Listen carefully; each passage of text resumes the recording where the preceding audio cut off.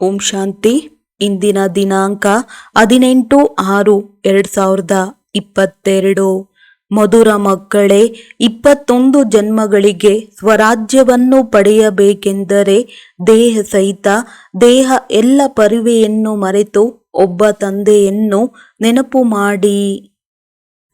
ಪ್ರಶ್ನೆ: ಬಡ ಮಕ್ಕಳ ಯಾವ ಬುದ್ಧಿವಂತಿಕೆಯಿಂದ ತಂದೆಯು ಖುಷಿಯಾಗುತ್ತಾರೆ? ಅವರಿಗೆ ಯಾವ ಸಲಹೆಯನ್ನು ಕೊಡುತ್ತಾರೆ? ಉತ್ತರ: ಬಡ ಮಕ್ಕಳು ತಮ್ಮ ಬಳಿಯಿರುವ ಕವಡೆಗಳನ್ನು ತಂದೆಯ ಸೇವೆಯಲ್ಲಿ ಸಫಲ ಮಾಡಿ ಭವಿಷ್ಯ 21 ಜನ್ಮಕ್ಕಾಗಿ ತಮ್ಮ ಭಾಗ್ಯವನ್ನು ಜಮಾ ಮಾಡಿಕೊಳ್ಳುತ್ತಾರೆ. ತಂದೆಯು ಅಂತಹ ಮಕ್ಕಳ ಬುದ್ಧಿವಂತಿಕೆಯಿಂದ ಬಹಳ ಖುಷಿ ಪಡುತ್ತಾರೆ. ಅಂತಹ ಮಕ್ಕಳಿಗೆ ಬಹಳ ಒಳ್ಳೆಯ ಸಲಹೆಯನ್ನು ಕೊಡುತ್ತಾರೆ. ಮಕ್ಕಳೇ, ನೀವು ನಿಮಿತ್ತರಾಗಿರಿ, ನನ್ನದು ಎಂದು ತಿಳಿಯಬಾರದು. ಮಕ್ಕಳನ್ನು ಸಹ ನಿಮಿತ್ತರಾಗಿ ಸಂಭಾಲನೆ ಮಾಡಿ. ಜ್ಞಾನದಿಂದ ತಮ್ಮ ಜೀವನವನ್ನು ಸುಧಾರಣೆ ಮಾಡಿಕೊಂಡು ರಾಜರಿಗೂ ರಾಜರಾಗಿರಿ ಎಂದು ತಿಳಿಸುತ್ತಾರೆ. ಗೀತೆ: ಅದೃಷ್ಟವನ್ನು ರೂಪಿಸಿಕೊಂಡು ಬಂದಿದ್ದೇನೆ. ಓಂ ಶಾಂತಿ. ಮಕ್ಕಳು 2 ಅಕ್ಷರಗಳನ್ನು ಕೇಳಿದ್ದೀರಿ. ನಾವು ಇಲ್ಲಿ ಹೊಸ ಪ್ರಪಂಚಕ್ಕಾಗಿ ಅದೃಷ್ಟವನ್ನು ರೂಪಿಸಿಕೊಂಡು ಬಂದಿದ್ದೇವೆ ಎಂದು ಮಕ್ಕಳು ತಿಳಿದುಕೊಂಡಿದ್ದೀರಿ. ಅದೃಷ್ಟವನ್ನು ರೂಪಿಸಿಕೊಳ್ಳಲು ಯುಕ್ತಿ ಇರಬೇಕು. ಮಕ್ಕಳಿಗೆ ಗೊತ್ತಿದೆ, ಇಲ್ಲಿ ಶ್ರೀಮತ ಸಿಗುತ್ತದೆ, ಮಹಾಮಂತ್ರವೂ ಸಿಗುತ್ತದೆ. ಮನ್ಮನಾಭವ ಎಂಬ ಅಕ್ಷರವಂತೂ ಇದೆಯಲ್ಲವೇ? ಈ ಮಂತ್ರವನ್ನು ಯಾರು ಕೊಡುತ್ತಾರೆ ಅವರು ಸರ್ವಶ್ರೇಷ್ಠನಾಗಿದ್ದಾರೆ ಮತ್ತು ಮತ ಕೊಡುವುದರಲ್ಲೂ ಸಾಗರನಾಗಿದ್ದಾರೆ. ಅವರ ಮತವು ಒಮ್ಮೆ ಸಿಗುತ್ತದೆ. ಡ್ರಾಮಾದಲ್ಲಿ 1 ಬಾರಿ ಯಾವುದು ಆಗಿದೆಯೋ ಅದು ಮತ್ತೆ 5000 ವರ್ಷಗಳ ನಂತರವೇ ಆಗುತ್ತದೆ. ಈ ಒಂದು ಮಹಾಮಂತ್ರದಿಂದಲೇ ನಿಮ್ಮ ದೋಣಿಯು ಪಾರಾಗಿ ಬಿಡುತ್ತದೆ. ಪತಿತ ಪಾವನ ತಂದೆಯು 1 ಸಾರಿ ಬಂದು ಶ್ರೀಮತವನ್ನು ಕೊಡುವರು. ಪತಿತ ಪಾವನ ಯಾರು? ಪರಂಪಿತ ಪರಮಾತ್ಮನೇ ಪತಿತರಿಂದ ಪಾವನರನ್ನಾಗಿ ಮಾಡಿ ಪಾವನ ಪ್ರಪಂಚದಲ್ಲಿ ಕರೆದೊಯ್ಯುವರು. ಅವರಿಗೆ ಪತಿತ ಪಾವನ ಸದ್ಗತಿ ದಾತ ಎಂದು ಹೇಳಲಾಗುತ್ತದೆ. ನೀವು ಅವರ ಸನ್ಮುಖದಲ್ಲಿ ಕುಳಿತಿದ್ದೀರಿ. ನಿಮಗೆ ಗೊತ್ತಿದೆ, ಅವರೇ ನಮಗೆ ಸರ್ವಸ್ವವೂ ಆಗಿದ್ದಾರೆ. ಸರ್ವಶ್ರೇಷ್ಠ ಅದೃಷ್ಟವನ್ನು ರೂಪಿಸುವವರಾಗಿದ್ದಾರೆ. ನಿಮಗೆ ನಿಶ್ಚಯವಿದೆ, ಬೇಅದ್ದಿನ ತಂದೆಯ ಮೂಲಕ ಈ ಮಹಾಮಂತ್ರ ಸಿಕ್ಕುವುದು. ಅವರು ತಂದೆಯಾಗಿದ್ದಾರಲ್ಲವೇ? ಒಬ್ಬರು ನಿರಾಕಾರ ಮತ್ತೊಬ್ಬರು ಸಾಕಾರನಾಗಿದ್ದಾರೆ. ಮಕ್ಕಳು ನೆನಪು ಮಾಡುತ್ತಾರೆ, ತಂದೆಯು ನೆನಪು ಮಾಡುತ್ತಾರೆ. ಕಲ್ಪಕಲ್ಪವು ತನ್ನ ಮಕ್ಕಳಿಗಷ್ಟೇ ತಿಳಿಸುವರು. ತಂದೆಯು ಹೇಳುತ್ತಾರೆ, ಸರ್ವರ ಸದ್ಗತಿಗಾಗಿ ಒಂದೇ ಮಹಾಮಂತ್ರವಾಗಿದೆ ಮತ್ತು ಕೊಡುವಂತವರು ಒಬ್ಬರೇ ಆಗಿದ್ದಾರೆ. ಸದ್ಗುರುವೇ ಸತ್ಯ ಮಂತ್ರವನ್ನು ಕೊಡುವವರಾಗಿದ್ದಾರೆ. ನೀವು ತಿಳಿದುಕೊಂಡಿದ್ದೀರಿ, ನಾವು ನಮ್ಮ ಸುಖಧಾಮದ ಅದೃಷ್ಟವನ್ನು ರೂಪಿಸಿಕೊಳ್ಳಲು ಬಂದಿದ್ದೇವೆ. ಸತ್ಯಯುಗಕ್ಕೆ ಸುಖಧಾಮವೆಂದು ಕರೆಯಲಾಗುತ್ತದೆ. ಇದು ದುಃಖಧಾಮವಾಗಿದೆ. ಯಾರು ಬ್ರಾಹ್ಮಣರಾಗುತ್ತಾರೆ ಅವರಿಗೆ ಶಿವತಂದೆಯು ಬ್ರಹ್ಮನ ಮುಖದಿಂದ ಮಂತ್ರವನ್ನು ಕೊಡುವರು. ಅಂದ ಮೇಲೆ ಅವಶ್ಯವಾಗಿ ಸಾಕಾರದಲ್ಲಿ ಬರಲೇಬೇಕು. ಇಲ್ಲವೆಂದರೆ ಕೊಡುವುದಾದರೂ ಹೇಗೆ? ಬಾಬಾ ಹೇಳುತ್ತಾರೆ, ಕಲ್ಪಕಲ್ಪವು ನಿಮಗೆ ಈ ಮಹಾಮಂತ್ರವನ್ನು ಕೊಡುತ್ತೇನೆ. ನನ್ನೊಬ್ಬನನ್ನೇ ನೆನಪು ಮಾಡಿರಿ. ಮಾಮೇಕಂ ಯಾದ್ ಕರೋ. ದೇಹದ ಎಲ್ಲ ಧರ್ಮಗಳನ್ನು ತ್ಯಜಿಸಿ ದೇಹ ಮತ್ತು ದೇಹದ ಸರ್ವ ಧರ್ಮಗಳನ್ನು ಮರೆಯಿರಿ. ತನ್ನನ್ನು ದೇಹ ಎಂದು ತಿಳಿಯುವುದರಿಂದ ದೇಹದ ಸಂಬಂಧಿಗಳಾದ ಚಿಕ್ಕಪ್ಪ, ಮಾವ, ಗುರು, ಗೋಸಾಯಿ ಮುಂತಾದವರೆಲ್ಲರೂ ನೆನಪಿಗೆ ಬರುತ್ತಾರೆ. ತಾವು ಸತ್ತರೆ ತಮ್ಮ ಪಾಲಿಗೆ ಇಡೀ ಜಗತ್ತೇ ಸತ್ತಂತೆ. ತಂದೆ ಹೇಳುತ್ತಾರೆ, ನಾನು ನಿಮಗೆ ಇಂತಹ ಮಂತ್ರವನ್ನು ಕೊಡುತ್ತೇನೆ. ತನ್ನನ್ನು ಆತ್ಮ ಎಂದು ತಿಳಿದು ಅಶರೀರಿಗಳಾಗಿ ಶರೀರದ ಬಾಣವನ್ನು ಬಿಟ್ಟು ಬಿಡಿ. ಇಲ್ಲಿ ದೇಹಾಭಿಮಾನಿಗಳಿದ್ದಾರೆ. ಸತ್ಯಯುಗದಲ್ಲಿ ಆತ್ಮಾಭಿಮಾನಿಗಳಿರುತ್ತಾರೆ. ಈ ಸಂಗಮ ಯುಗದಲ್ಲಿ ನೀವು ಆತ್ಮಾಭಿಮಾನಿಗಳಾಗುತ್ತೀರಿ ಮತ್ತು ಪರಮಾತ್ಮನನ್ನು ತಿಳಿದುಕೊಳ್ಳುತ್ತೀರಿ, ಆಸ್ತಿಕರಾಗುತ್ತೀರಿ. ಯಾರು ಪರಂಪಿತ ಪರಮಾತ್ಮನನ್ನು ಮತ್ತು ಅವರ ರಚನೆಯನ್ನು ತಿಳಿದುಕೊಂಡಿದ್ದಾರೆ ಅವರಿಗೆ ಆಸ್ತಿಕರು ಎಂದು ಹೇಳುತ್ತಾರೆ. ಆಸ್ತಿಕರು ಕಲಿಯುಗದಲ್ಲಿಯೂ ಇರುವುದಿಲ್ಲ, ಸತ್ಯಯುಗದಲ್ಲೂ ಇರುವುದಿಲ್ಲ. ಸಂಗಮಯುಗದಲ್ಲಿ ತಂದೆಯಿಂದ ಆಸ್ತಿಯನ್ನು ಪಡೆದ ನಂತರ ಸತ್ಯಯುಗದಲ್ಲಿ ರಾಜ್ಯ ಮಾಡುತ್ತೀರಿ. ಇಲ್ಲಿ ಆಸ್ತಿಕರು ಮತ್ತು ನಾಸ್ತಿಕರ ಮಾತು ನಡೆಯುತ್ತದೆ, ಅಲ್ಲಿ ನಡೆಯುವುದಿಲ್ಲ. ಬ್ರಾಹ್ಮಣರು ಆಸ್ತಿಕರಾಗುತ್ತಾರೆ. ಅವರೇ ಮೊದಲು ನಾಸ್ತಿಕರಾಗಿದ್ದರು.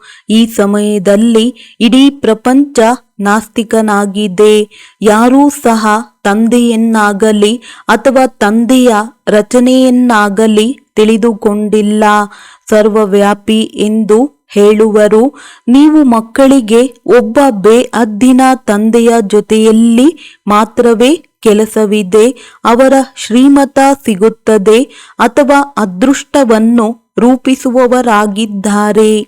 ತಂದೆಯು ತಿಳಿಸುತ್ತಾರೆ, ಮಕ್ಕಳೇ, ದೇಹ ಸಹಿತ ದೇಹದ ಎಲ್ಲ ಪರಿವೆಯನ್ನು ಮರೆಯಬೇಕಾಗಿದೆ. ಯಾರನ್ನು ನೆನಪು ಮಾಡಬಾರದು. ತಮ್ಮನ್ನು ಆತ್ಮನೆಂದು ತಿಳಿದು ಒಬ್ಬ ತಂದೆಯನ್ನೇ ನೆನಪು ಮಾಡಿ. ಇದಕ್ಕೆ ಮಹಾ ಮಂತ್ರವೆಂದು ಕರೆಯಲಾಗುತ್ತದೆ. ಇದರಿಂದಲೇ ನಿಮ್ಮ ಅದೃಷ್ಟ ಬೆಳಗುತ್ತದೆ. 21 ಜನ್ಮಗಳಿಗಾಗಿ ಸ್ವರಾಜ್ಯದ ತಿಲಕವು ಸಿಗುತ್ತದೆ. ಅದು ಪ್ರಾರಬ್ಧವಾಗಿದೆ. ಗೀತೆ ಇದೆ, ನರನಿಂದ ನಾರಾಯಣನಾಗುವ, ಮನುಷ್ಯನಿಂದ ದೇವತೆ ಆಗುವಂತಹದ್ದು. ನೀವು ಮಕ್ಕಳು ತಿಳಿದುಕೊಂಡಿದ್ದೀರಿ, ಈ ಪ್ರಪಂಚವು ಬದಲಾಗುತ್ತಿದೆ. ನಾವು ಹೊಸ ಪ್ರಪಂಚಕ್ಕಾಗಿ ಅದೃಷ್ಟವನ್ನು ರೂಪಿಸಿಕೊಳ್ಳುತ್ತಿದ್ದೇವೆ. ಇದು ಮೃತ್ಯು ಲೋಕವಾಗಿದೆ. ಇಲ್ಲಿಯ ಮನುಷ್ಯರ ಅದೃಷ್ಟವನ್ನು ನೋಡಿ ಹೇಗಿದೆ. ಇದರ ಹೆಸರೇ ಆಗಿದೆ ದುಃಖಧಾಮ. ನಮ್ಮದು ಪರಮಧಾಮವಾಗಿದೆ. ಅಲ್ಲಿ ತಂದೆ ಇರುತ್ತಾರೆ. ಈಗ ತಂದೆಯು ಜ್ಞಾನವನ್ನು ತಿಳಿಸುತ್ತಾರೆ ಮತ್ತು ಅದೃಷ್ಟವನ್ನು ಬೆಳಗಿಸುತ್ತಾರೆ. ತಂದೆಯು ಒಂದು ಮಹಾ ಮಂತ್ರವನ್ನು ಕೊಡುತ್ತಾರೆ, ನನ್ನನ್ನೇ ನೆನಪು ಮಾಡಿರಿ. ಬಲೆ ಯಾವುದೇ ದೇಹದಾರಿಗಳಿಂದ ಕೇಳಿ, ಆದರೆ ನಾನು ಒಬ್ಬ ವಿದೇಹಿಯನ್ನೇ ನೆನಪು ಮಾಡಿ. ಕೇಳುವುದಂತೂ ದೇಹದಾರಿಯ ಮೂಲಕ ಅಲ್ಲವೇ? ಬ್ರಹ್ಮ ಕುಮಾರ ಕುಮಾರಿಯರು ಮುಖದಿಂದಲೇ ತಿಳಿಸುವರು. ಪತಿತ ಪಾವನನನ್ನು ನೆನಪು ಮಾಡಿ. ನಿಮ್ಮ ತಲೆಯ ಮೇಲಿರುವ ವಿಕರ್ಮಗಳ ಹೊರೆಯನ್ನು ನೆನಪಿನ ಬಲದಿಂದಲೇ ಭಸ್ಮ ಮಾಡಿಕೊಳ್ಳಬೇಕಾಗಿದೆ. ನೀವು ಮಕ್ಕಳು ತಂದೆಯ ಸನ್ಮುಖದಲ್ಲಿ ಕುಳಿತಿದ್ದೀರಿ. ತಿಳಿದುಕೊಂಡಿದ್ದೀರಿ, ನಮ್ಮ ಅದೃಷ್ಟವನ್ನು ಬೆಳಗಿಸಲು ಮತ್ತು ಬಹಳ ಸಹಜವಾದ ಮಾರ್ಗವನ್ನು ತಿಳಿಸಲು ತಂದೆಯು ಬಂದಿದ್ದಾರೆ. ಮಕ್ಕಳು ಹೇಳುತ್ತಾರೆ, ಬಾಬಾ, ನಿಮ್ಮ ನೆನಪೇ ಮರೆತು ಹೋಗುತ್ತದೆ. ಅರೆ, ಇದಂತೂ ನಾಚಿಕೆ ಪಡಬೇಕಾದ ಮಾತಲ್ಲವೇ? ಲೌಕಿಕ ತಂದೆ ನಿಮ್ಮನ್ನು ಪತಿತರನ್ನಾಗಿ ಮಾಡುತ್ತಾರೆ. ಅವರ ನೆನಪೂ ಇರುತ್ತದೆ. ಮತ್ತು ಯಾವ ಪಾರಲೌಕಿಕ ತಂದೆಯು ನಿಮ್ಮನ್ನು ಪಾವನ ಮಾಡುತ್ತಾರೆ, ಅಂತಹ ತಂದೆಯನ್ನು ಹೇಗೆ ಮರೆಯುತ್ತೀರಿ? ಬಾಬಾ ಹೇಳುತ್ತಾರೆ, ನನ್ನೊಬ್ಬನನ್ನು ನೆನಪು ಮಾಡಿ, ಆಗ ನಿಮ್ಮ ವಿಕರ್ಮ ವಿನಾಶವಾಗುವುದು. ನಾನು ನಿಮ್ಮನ್ನು ಮಂದಿರಕ್ಕೆ ಯೋಗ್ಯರನ್ನಾಗಿ ಮಾಡಲು ಬಂದಿದ್ದೇನೆ. ನಿಮಗೆ ತಿಳಿದಿದೆ, ಭಾರತವು ಶಿವಾಲಯವಾಗಿತ್ತು. ನಾವೇ ರಾಜ್ಯ ಮಾಡುತ್ತಿದ್ದೆವು. ನಂತರ ನಮ್ಮದೇ ಜಡಚಿತ್ರಗಳನ್ನು ಮಂದಿರದಲ್ಲಿ ಪೂಜಿಸುತ್ತಾ ಬಂದೆವು. ನಾವೇ ದೇವತೆಗಳಾಗಿದ್ದೆವು. ಇದನ್ನು ಮರೆತು ಬಿಟ್ಟೆವು. ನಿಮ್ಮ ಮೊಮ್ಮ ಬಾಬಾ ಪೂಜ್ಯ ದೇವಿ ದೇವತಾ ಆಗಿದ್ದರು. ನಂತರ ಪೂಜಾರಿಗಳಾದರು. ಈ ಜ್ಞಾನವು ಬುದ್ಧಿಯಲ್ಲಿದೆ.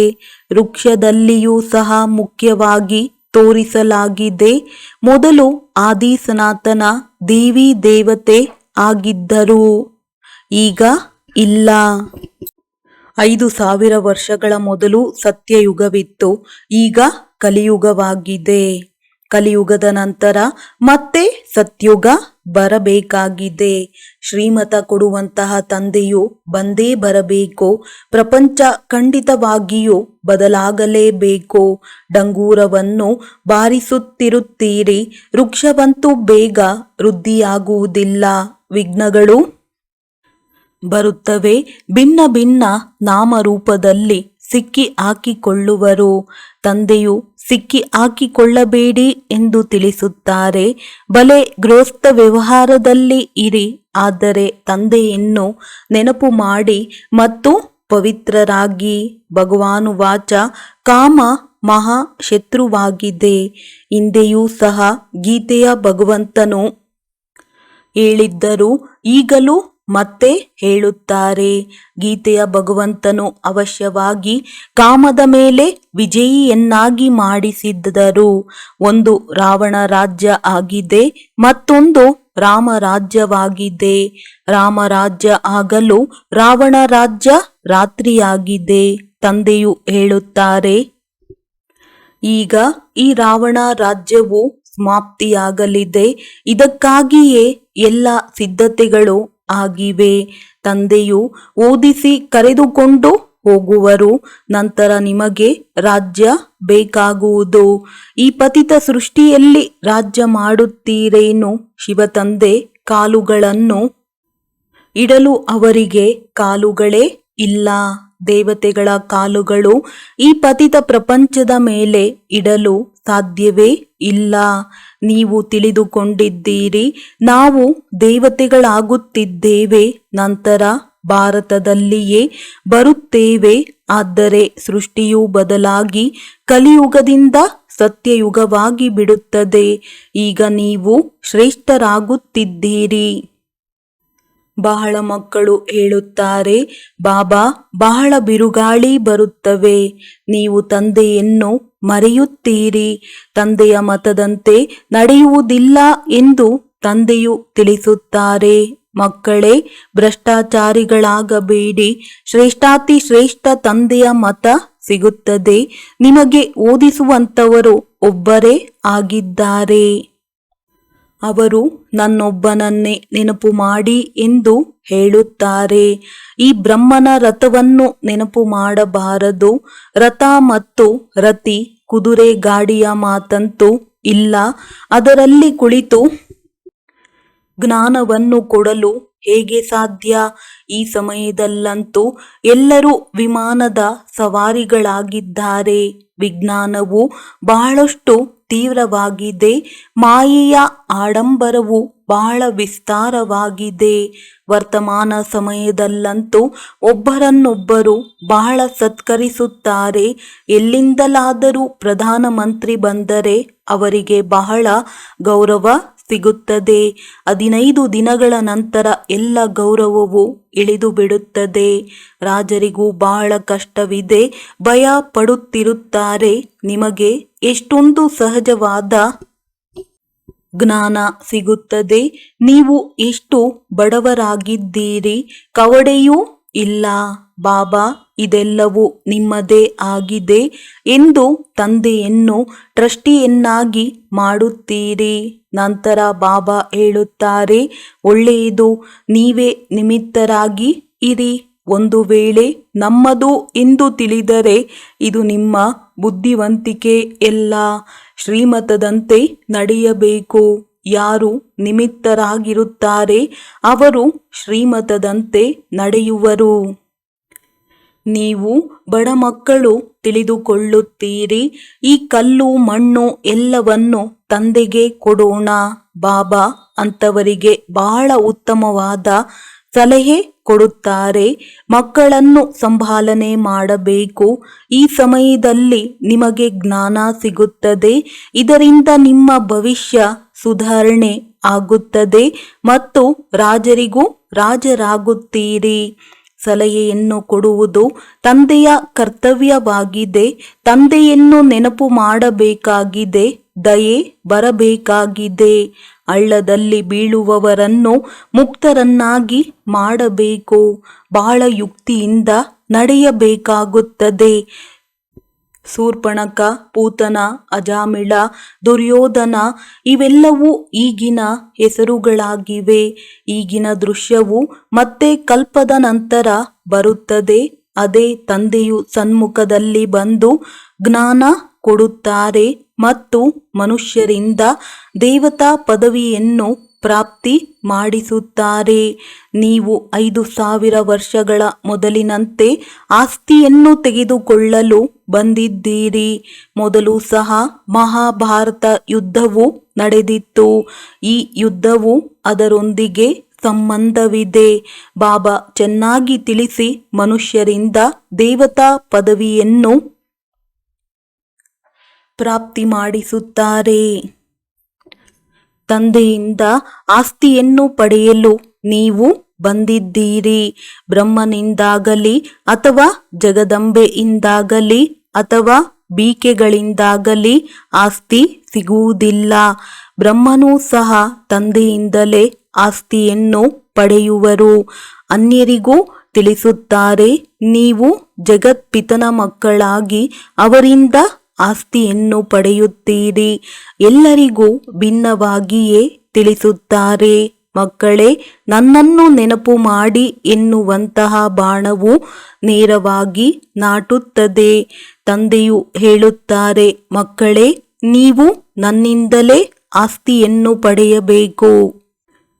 ಯಾರೇ ಮಿತ್ರ ಸಂಬಂಧಿಗಳು ಸತ್ತರೂ ನೀವು ತಂದೆಯಿಂದಲೇ ಆಸ್ತಿಯನ್ನು ಪಡೆಯಬೇಕು.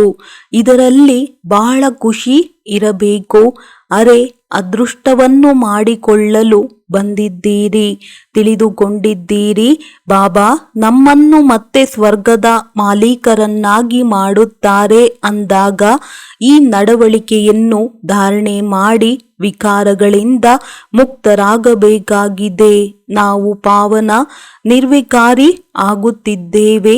ಡ್ರಾಮಾ ಮತ್ತು ವೃಕ್ಷವನ್ನು ತಿಳಿದುಕೊಳ್ಳಬೇಕು. ಮತ್ಯಾವುದೇ ಕಷ್ಟವಿಲ್ಲ. ಅತಿ ಸಹಜವಾಗಿದೆ. ಆದರೂ ಬಾಬಾ ಮರೆತು ಬಿಟ್ಟೆವು, ಭೂತ ಬಂದು ಬಿಟ್ಟಿತು ಎಂದು ಹೇಳುತ್ತಾರೆ.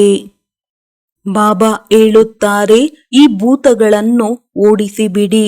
ನಾವು ಯೋಗ್ಯರಾಗಿದ್ದೇವೆಯೇ ಎಂದು ಹೃದಯವೆಂಬ ದರ್ಪಣದಲ್ಲಿ ನೋಡಿಕೊಳ್ಳಬೇಕಾಗಿದೆ.